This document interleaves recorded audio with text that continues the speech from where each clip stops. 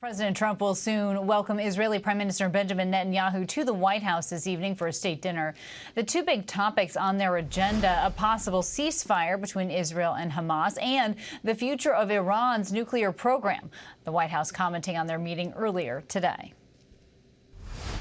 The utmost priority for the president right now in the Middle East is to end the war in Gaza and to return all of the hostages. Also, as you know, there was a ceasefire proposal that Israel supports that was sent to Hamas, and we hope that they will agree to this proposal. We want to see all of the hostages released.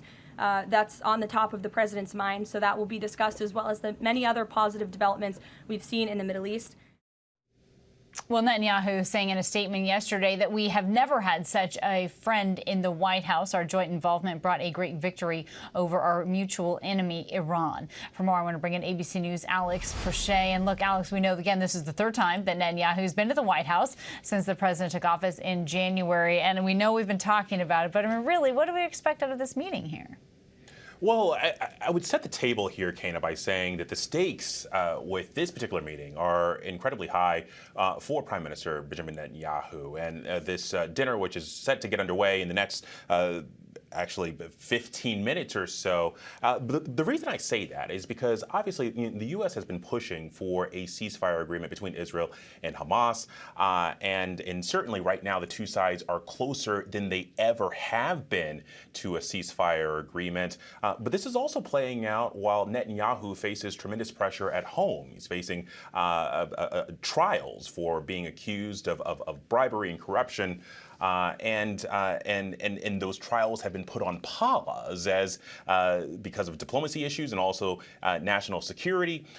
So there is tremendous pressure to make progress here. And as you mentioned, Israel has agreed in principle, but the other party here that has to kind of go along with this is Hamas. And I would say that there have been times in the past where the White House has really kind of telegraphed some sense of confidence about this, but we heard from Caroline Levitt, who said that, number one, she didn't want to get ahead and also of what the president was going to say, and also said that these were just two people having dinner and not really setting the table for any expectations to really kind of come of this debate. But it really kind of speaks to just how uncertain things are right now.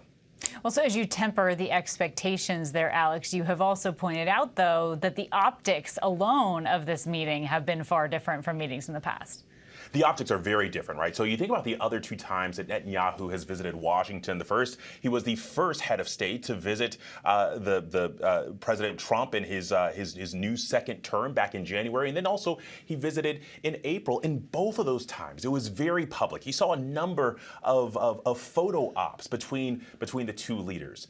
Today, it's really quiet. Netanyahu had that meeting with Secretary of State Rubio and the special envoy to the Middle East, Steve Witkoff, at the Blair House, and then all of the undertakings here at the White House have been closed door. It's a steep departure from what we've seen already this year.